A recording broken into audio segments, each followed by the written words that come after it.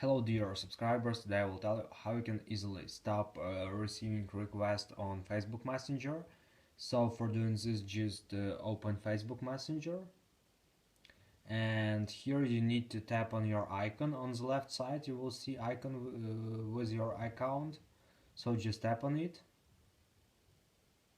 and after you will see this option, so just tap on privacy. Here you need to choose message delivery, and here you need to choose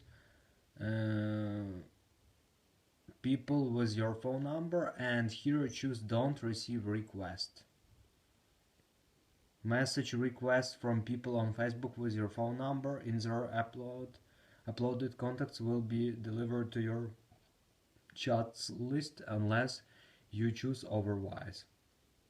This includes people who you are not friends with you on Facebook. New group message requests won't be delivered to your chats list. So just tap here on don't receive requests. So this is a way how you can do it. So thanks for watching, have a nice day, subscribe to my channel, click like, and goodbye.